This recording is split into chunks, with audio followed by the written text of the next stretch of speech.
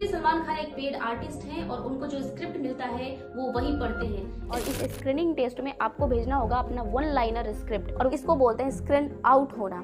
उसके बाद उस स्लॉट की बोली लगती है और जिस स्लॉट को जो भी व्यक्ति ज्यादा पैसे देता है वो टाइम स्लॉट उसको मिल जाता है। तो आपको क्या करेंगे, पुलिस वाले उठा के ले जाएंगे। ऐसे कौन सा अधिकार है जिसका इस्तेमाल करके ये लोग अंदर जो मर्जी वो करते हैं। इनफैक्ट किसी भी कॉन्टेस्टेंट की फैसिलिटी के लिए वहाँ पे भरपूर सारी चीजें होती हैं, जैसे कि दारू, शराब, जो।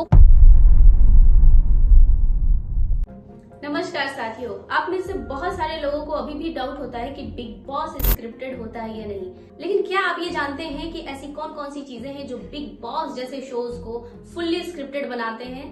बिग बॉस बनना भी चाहे नॉन स्क्रिप्टेड तो भी वो नहीं बन सकता।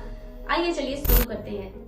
आप ये जो स्क्रीन पे देखते हो ना, सलमान खान बोल रहे हैं किसी की पर्सनल लाइफ के बारे में, क्वेश्चन कर रहे हैं तुम अच्छे नहीं हो, तुमने कल के एपिसोड में ये किया था, तुम किसी को डांट लगाते हुए आप सुनते हो, वो सब कुछ स्क्रिप्टेड होता है। एक्चुअल में सलमान खान एक पेड आर्टिस्ट हैं और उनको जो स्क्रिप्ट मिलता है वो वही पढ़ते हैं। इसका मतलब है कि वास्तव में सलमान खान ना बिग बॉस देखते हैं, ना ही उनको किसी भी कॉन्टेस्टेंट के कैरेक्टर के बारे में कुछ भी पता होता है। सिर्फ उनको बता दिया जाता है कि कल इस कैरेक्टर ने ये सब कुछ बोला था और आज आपको उसको डांट लगानी है।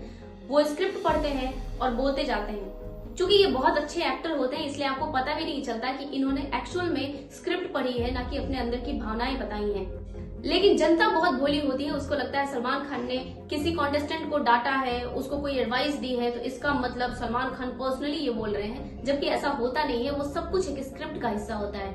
कुछ लोगों को लगता है कि बिग बॉस हाउस के अंदर जाने वाले लोगों से ज्यादा बिग बॉस के बारे में कौन बताएगा। इसीलिए जब बिग बॉस हाउस के अंदर जाने वाले कॉन्टेस्टेंट बाहर आकर के बिग बॉस के बारे में कुछ बताते हैं तो जनता उस पर विश्वास भी करती है, जबकि सच जैसा दिखने वाला ये सबसे बड़ा झूठ है जो जनता को बताई जाती है। बिग बॉस ऑर्गेनाइज कराने वाली कंपनी बहुत सारी शर्तों के साथ किसी भी कॉन्टेस्टेंट को साइन करती है और यदि कोई कॉन्टेस्टेंट बिग बॉस हाउस के अंदर जाना चाहता है तो उसको ये सभी शर्तें माननी भी पड़ती है, तभी वो बिग बॉस के अंदर जा पाएगा। ऐसे में बहुत सारी शर्तों में से एक मुख्य शर्त होती है, वो मोस्ट इम्पोर्टेंट होती है। ये शर्त है कि जिस दिन आपने बिग बॉस को साइन किया, आप बाहर किसी को भी कभी भी ये नहीं बताएंगे कि आप बिग बॉस में जाने वाले हैं। जब तक कि लोग आपको टेलीविजन पे ना देख ले, किसी को पता नहीं लगना चाहिए कि आप बिग बॉस के अंदर आने वाले हैं। यदि कोई कॉन्टेस्टेंट इस रूल को तोड़ता है, पहले ही बता देता है, लोगों को मालूम पड़ जाता है कि कोई बिग बॉस के अंदर जाने वाला है, तो उसे बहुत अच्छा खासा अमाउंट पेनाल्टी के रूप में देना पड़ता है इस प्रोडक्शन हाउस को जहाँ से ये बिग बॉस ऑर्गेनाइज होता है। वैसे कलर्स टीवी का अपना बहुत सारा रूल है, क्योंकि बिग बॉस भी इन्हीं के यहाँ से आता है, तो ऐसा माना जाता है कि कलर्स टीवी के यहाँ से ये आ रहा है, फ्यूचर में ये कहीं और से भी आ सकता है। इन्हीं रूल में से एक और रूल होती है जो ये कहती है कि बिग बॉस हाउस के अंदर में जो कुछ भी हुआ उसकी चर्चा आप बाहर बिग बॉस हाउस से निकल जाने के बाहर किसी भी हाल में नहीं करेंगे।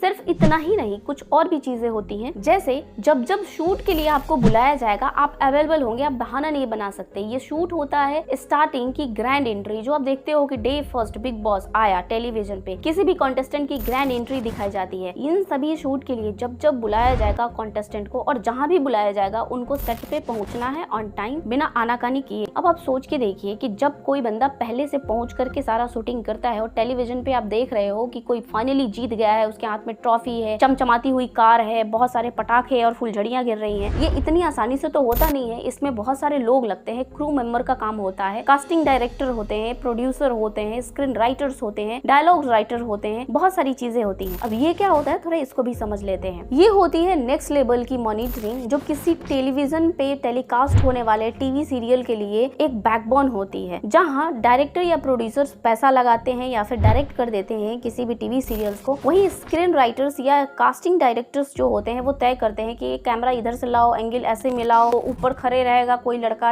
आसमान से कूदेगा, छलांग लगाएगा, पटाखे फूटेंगे, उसके चेहरे पे मुस्कुराहट होनी चाहिए कि रोना धोना होना चाहिए। ये सारी चीजें ये लोग तय करते हैं। इसमें क्रू मेंबर के तौर पे भी बहुत सारे लोग काम करते हैं, जैसे कैमरामैन हो गया, फाइनेंसर्स हो जाते हैं। आप ऑडियंस देखते हो, ऑडियंस भी बिके हुए लोग होते हैं, उसको बोलते हैं साइड आर्टिस्ट। ये खास तरह की ट्रेनिंग के बाद तैयार किए गए वो लोग होते हैं जो छोटे लेवल के आर्टिस्ट होते हैं। इनका काम होता है किसी भी टीवी सीरियल में ऑडियंस बन के आना। आप देखोगे कि कोई और भी टीवी सीरियल है उसमें भीड़ भाड़ का काम है, तो ये लोग चले जाते हैं भीड़ बनाने के लिए। आम जनता की तरह ये लोग रिएक्ट करते हैं, जैसे रेलवे स्टेशन पे भीड़ भाड़ दिखानी हो तो तो ये लोग पहुंच जाएंगे, किसी टीवी सीरियल्स में ऑडियंस का काम करना हो तो वहाँ ये लोग पहुंच जाएंगे। असल में फिल्म इंडस्ट्री में बहुत सारी चीजें होती हैं और उनमें से हर एक लेवल पे बहुत सारे रूल्स बने हुए हैं। साइड आर्टिस्ट भी उन्हीं रूल में से एक होता है। इसके लिए भी लाइसेंस होनी चाहिए, यानी फिल्म इंडस्ट्री में काम करने के लिए किसी भी व्यक्ति के पास लाइसेंस होना बहुत जरूरी है, वरना वो काम नहीं कर पाएगा। खास करके इन बड़े शोज में तो अनलाइसेंस लोगों को रखा ही नहीं जाता है और जब शूटिंग होती है तब मोबाइल फोन्स वगैरह जितनी भी गैजेट्स होती हैं उन सबको जमा करवा लिया जाता है। उसके बाद इनसाइड आर्टिस्ट को बुलाया जाता है इनके सेट पे, जहाँ ये ऑडियंस के रूप में बैठे होते हैं, तालियां बजाते हैं और पॉसिबली सलमान खान स्टेज पे बोल रहे हो और उसको देख करके ये लोग रिएक्ट करते हैं, ताली मारते हैं। हमें लगता है कि शायद ये सलमान खान को देख के ताली मार रहे हैं, वो भी कुछ रियल नहीं होता। कई बार ऐसा होता है कि ऑडियंस के रूप में ये जो साइड आर्टिस्ट होते हैं वो वहाँ पे नहीं होते, सलमान खान आते हैं और अपना वाला जो भी एक्ट होता है वो प्ले करके वो चले जाते हैं, बाद में एडिटिंग की हेल्प से दिखा दी जाती है। आप कभी भी ऑडियंस के साथ किसी एक्टिविटी को करते हुए बहुत कम देखोगे और ये जब होता है तो सिर्फ उसी की शूटिंग रियलिटी में होती है, उस तरह से ऑडियंस के बीच में सलमान खान या किसी एक्टर का उस तरह से दिखाना, अदरवाइज नहीं के बराबर होती है। ये सब कुछ स्क्रिप्ट का एक हिस्सा होता है। अब स्क्रिप्ट का हिस्सा क्यों होता है, ये मैं क्यों बोल रही हूँ, इसके लिए भी आपको समझना होगा। जितनी भी टेलीविजन सीरियल्स होती है जो टीवी पे टेलीकास्ट होती है, उनको मॉनिटर करने के लिए हमारे देश में कई सारे कानून है। उनमें से एक खास कानून जो कहता है कि पहले आपको स्क्रीनिंग टेस्ट पास करनी होगी और इस स्क्रीनिंग टेस्ट में आपको भेजना होगा अपना वन लाइनर स्क्रिप्ट, और वो वन लाइनर स्क्रिप्ट कहीं ना कहीं किसी न किसी बॉडी से ऑथराइज्ड स्क्रिप्ट होना चाहिए। स्क्रीन राइटर एसोसिएशन द्वारा दिया गया ये लाइसेंस मुझे ये कहता है कि यदि मैंने कोई स्क्रिप्ट लिखा है तो मेरी स्क्रिप्ट ऑथराइज्ड है और मैं इस स्क्रिप्ट की बोली लगा करके किसी भी प्रोडक्शन हाउस को बेच सकती हूँ और फिर इस स्क्रिप्ट को ऑथराइजेशन के साथ दिया जा सकता है कलर्स टीवी या बिग बॉस के लिए और वहाँ से इसको अप्रूवल मिल सकती है। यानी न सिर्फ स्क्रिप्ट का अप्रूवल लेना बल्कि स्क्रिप्ट राइटर का भी ऑथराइज्ड होना बहुत जरूरी है, जो बड़ी आसानी से मिलती भी नहीं है। स्क्रिप्ट को पहले स्क्रीन राइटर एसोसिएशन से आप अप्रूव कराओ, उसके बाद लेकर जाओ कलर्स टीवी के जो भी ऑफिशियल्स हैं उनके पास में, और फिर वहाँ से स्क्रिप्ट आपका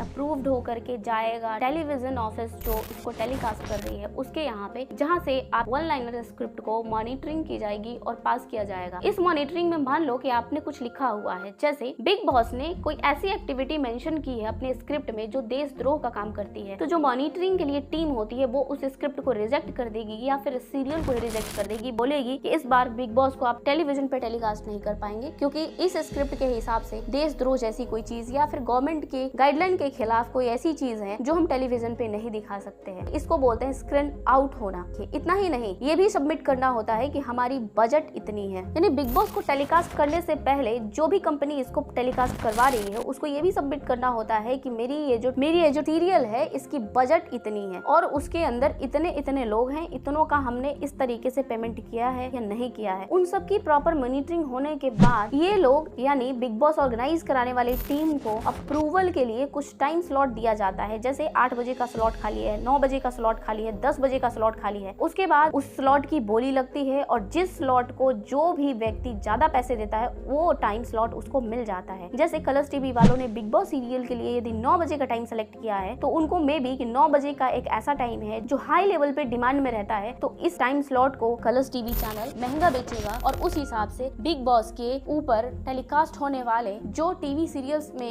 एडवर्टीजमेंट आप देखते हो उसकी भी बोली लगेगी। मामला सिर्फ यही नहीं रुकता है, बिग बॉस हाउस के अंदर जो आप कंटेस्टेंट देखते हो वो भी ऐसे वैसे नहीं जा सकते। इनमें से ज्यादातर काम होता है फिल्म सिटी के अंदर। अब चूंकि फिल्म सिटी में इतना सारा जगह नहीं है तो कुछ डायरेक्टर अपने पैसे वैसे के दम पे अपनी जो शूटिंग साइट है वो चेंज करा लेते हैं, अपनी ऑफिसेस चेंज करा लेते हैं और उसी में मुंबई के ही आसपास में एक जगह है पुणे जहाँ पे बिग बॉस की ज्यादातर शूटिंग होती है, वहाँ पे बिग बॉस का सेट लगा होता है। लेकिन इसका मतलब ये नहीं है कि वहाँ पे किसी को भी मुंह उठा के बुला लिया जाएगा शूट करने के लिए और किसी से भी शूट करा लिया जाएगा। इस शूटिंग को भी करने के लिए जो भी कॉन्टेस्टेंट अंदर जाएंगे उनको भी लाइसेंस्ड एक्टर होना पड़ेगा। अब आप इसको ऐसे समझो, मान लो आप किसी के साथ होटल में पकड़े जाते हो, पुलिस की रेड पड़ती है तो आपको क्या करेंगे, पुलिस वाले उठा के ले जाएंगे। ऐसे में आप खुद सोचो कि बिग बॉस हाउस के अंदर यंग लड़के लड़कियां बिना पति पत्नी के रिलेशन के न जाने क्या क्या कुछ करते हुए दिखाए जाते हैं। ऐसे में तो पुलिस को तुरंत वहाँ पे छापामारी करके इन लोगों को पकड़ लेनी चाहिए और जेल के अंदर डाल देना चाहिए। फिर ऐसे कौन सा अधिकार है जिसका इस्तेमाल करके ये लोग अंदर जो मर्जी वो करते हैं, उलझुल हरकतें करते हैं। भारत में तो मैंने कई बार बिग बॉस के खिलाफ आंदोलन देखा है लोगों के अंदर कि बिग बॉस ने ऐसी गंदी गंदी चीजें दिखा दी हैं कि हमारे घर का माहौल खराब हो गया है। फिर ऐसे में लोगों के आंदोलन करने के बावजूद भी बिग बॉस की एक कॉन्टेस्टेंट कौन से लॉ का इस्तेमाल कर लेते हैं कि इनको कोई कुछ करता नहीं, ना इनको पुलिस पकड़ती है, ना इनके यहाँ रेड पड़ती है। आप खुद सोच सोच के देखो, असल में ये एक लाइसेंस्ड एक्टर होते हैं जो अपने डायलॉग्स या अपने स्क्रिप्ट के हिसाब से एक्टिंग करते हैं, इसलिए उनका जो कुछ भी एक्टिविटी होता है वो पहले से ही अप्रूव्ड होता है। अप्रूव्ड होने का मतलब है, जो मैंने आपको बताया कि जो स्क्रिप्ट होती है वो कहीं कोई बॉडी ऑथराइज्ड करके भेजेगी, तो चूंकि उस बॉडी ने स्क्रिप्ट को ऑथराइज किया हुआ है, किसी कंपनी ने इस प्रोजेक्ट पे पैसे लगाए हुए हैं और कुछ लोग जो लाइसेंस्ड एक्टर हैं उस एक्ट को प्ले कर रहे हैं, तो ये कुल मिलाकर के किसी का पर्सनल रिलेशन नहीं, एक बिजनेस होता है और बिजनेस में इंटरफेयर करने की परमिशन पुलिस को नहीं होती। इसलिए आप लोग नहीं समझ पाते हो, आपको लगता है कि ये रियलिटी शोज है और उसमें दिखाई जाने वाली सभी चीजें रियल हैं। अगर किसी को थप्पड़ मारने का स्क्रिप्ट मिला है तो वो थप्पड़ मारेगा, इसमें इमोशनल रिलेशन का कोई संबंध नहीं होता है और इस स्क्रिप्ट के हिसाब से कैरेक्टर का फायदा लोग बिग बॉस हाउस के अंदर तो उठाते ही हैं, आजकल बाहर भी उठाने लग गए हैं। कुछ कुछ कपल्स तो ऐसे हैं जो 5 साल पहले बिग बॉस हाउस में कपल के तौर पे देखे गए थे, वो आज भी बाहर कपल बन के घूम रहे हैं। वैसे मामला सिर्फ इतना ही नहीं होता है, और भी कई सारे एक्ट्स हैं, रूल हैं जो बिग बॉस जैसे सीरियल्स को रेगुलेट करती हैं। बातें सिर्फ यहीं पे खत्म नहीं होती, ये क्रू मेंबर जो होते हैं जो बिग बॉस के सेट पे काम करते हैं, लोगों को लगता है कि बिग बॉस हाउस में एवरी एंगल पे कैमरा है, असल में वो स्क्रिप्ट का हिस्सा होता है। ये कैमरे सभी बेशक काम करने के लिए होते हैं, अलग अलग एंगल पे भी होते हैं, लेकिन जब लाइट कैमरा एक्शन होता है, किसी फिल्म के शूटिंग के टाइम पे आपने सुना होगा लाइट कैमरा एक्शन, तो जैसे ही इस तरह की बातें होती हैं, एक्टर अपनी मूड में आ जाता है और वो एक्टिंग चालू कर देता है। आप खुद सोच के देखो ना, 24 घंटे की चीजें आपको 1 घंटे में परोस दी गई, ये कैसे पॉसिबल है? और उस 1 घंटे में आपको दिखाया गया कुछ टास्क चल रहा है, कहीं लव अफेयर चल रहा है, कहीं किचन में खाना बन रहा है, कहीं कुछ कभी कुछ। असल में ये सब कुछ स्क्रिप्ट का हिस्सा होता है। वो लोग उस तरह की एक्टिविटी करते हुए इसलिए नजर आते हैं क्योंकि उन्होंने उस तरीके के फिल्मों में या उस तरह के सीरियल में एक्ट करने का काम लिया है। इसको ऐसे समझते हैं, जो क्रू मेंबर होता है ना, जो सफाई करने वाला, वो भी यहाँ पे लाइसेंस्ड होता है। यानी बिग बॉस हाउस के अंदर जाने के लिए आपको एज ए सफाई कर्मी भी कई बार दिखाया जाता है कि सफाई कर्मी आया और वो सफाई करके चला गया। पब्लिक उसको समझती है सफाई कर्मी, एक्चुअल में वो भी एक साइड आर्टिस्ट होता है जो सफाई कर्मी का एक्ट प्ले कर रहा होता है। वैसे एक सीन और दिखाई जाती है, वॉशरूम जाने वाली सीन। कॉन्टेस्टेंट वॉशरूम चला जाता है और फिर माइक में उसकी आवाज भी सुनाई देती है। असल में ये माइक में आवाज वाली जो बात है ये अलग से कहीं ना कहीं एडिट की जाती है। बाथरूम जैसी कोई ऐसी जगह नहीं होती है जहाँ वो सिर्फ बाथरूम के लिए जाएंगे, वो कैमरे की नजर में 24 घंटे हैं, ऐसा कुछ नहीं है। आपको पता भी नहीं लगेगा कि उन्होंने कब एक्टिंग स्टार्ट की और कब अपनी एक्टिंग खत्म कर दी। हाँ, बट ऐसा जरूर है कि अगर कोई ऐसा सीन है जिसको कि नॉन कट 1 शॉट देना है, तो ऐसे में जब कॉन्टेस्टेंट अपना डायलॉग भूल जाता है तो वो बाथरूम में घुस जाता है, फिर वहाँ अपना डायलॉग देख के आ जाता है और पब्लिक समझती है कि वो तो वॉशरूम गया था। ऐसा नहीं होता। इनफैक्ट किसी भी कॉन्टेस्टेंट की फैसिलिटी के लिए वहाँ पे भरपूर सारी चीजें होती हैं, जैसे कि दारू, शराब, जो कुछ भी खाना पीना होगा, हर चीज वो लोग बैठते हैं, मीटिंग करते हैं, डिसाइड करते हैं, अपना अपना एंगल, अपना अपना प्लेस लेते हैं और चालू हो जाते हैं। कोई बोल रहा है, कोई शिकायत कर रहा है, कोई लड़ रहा है, कोई आंख दिखा रहा है। और पब्लिक तो उन सिचुएशन को तभी देख सकती है जब ये बिग बॉस वाले उन सिचुएशन को दिखाएंगे, इसलिए ना वो कभी दिखाते हैं और ना कभी किसी को सच का पता चलता है। वैसे रूल्स के हिसाब से देखा जाए तो जब तक कि इनका स्क्रिप्ट ऑथराइज्ड नहीं होगा, इनका प्रोजेक्ट 1 लाइनर स्क्रिप्ट के साथ टेलीविजन ऑफिस के जितने भी रूल्स हैं उसमें स्क्रीनिंग से पास आउट नहीं होगा, तब तक कोई भी टीवी सीरियल टेलीकास्ट नहीं होता है। बिग बॉस अपने नाम के साथ जोड़ता है रियलिटी शोज और दिखाता भी ऐसे है जैसे कि सब कुछ रियल चल रहा है। वास्तव में ये सबसे बड़ा फेक शो है जहाँ सब एक्टिंग करते हैं। वैसे कुछ लोग नफरत से इस सीरियल को देखना भी छोड़ चुके हैं और आजकल तो बहुत अच्छा खासा माहौल चला है बाइकआउट करने का, लेकिन बिग बॉस के प्रोड्यूसर्स ने दिमाग लगाया और इसको OTT प्लेटफॉर्म पे लॉन्च कर दिया, क्योंकि इन्हें अच्छी तरह से पता है कि पब्लिसिटी का तरीका अब टेलीविजन नहीं, सोशल मीडिया प्लेटफॉर्म है और सोशल मीडिया इन्फ्लुएंसर को यहाँ पे लाने का मतलब है कि बिग बॉस की पब्लिसिटी मुफ्त में हो जाएगी। और ऐसा ही हुआ। OTT बिग बॉस की वजह से बिग बॉस फिर से ट्रेंडिंग में आ गया और अब टीवी पे आने वाला ये बिग बॉस भी हिट ही रहेगा, क्योंकि इसे इतनी तो पब्लिसिटी मिल ही चुकी है कि ये लोगों की नजर में आ सके। आशा करती हूँ आज की इस एपिसोड को देखने के बाद आप ये अच्छी तरह से समझ गए होंगे कि बिग बॉस कैसे स्क्रिप्टेड होता है। क्या आप इसके अलावा किसी और शो के बारे में ऐसी ही कोई जानकारी चाहते हैं तो नीचे कमेंट करके बताइएगा। आज के लिए इतना ही रखते हैं, आज्ञा दीजिए, नमस्ते।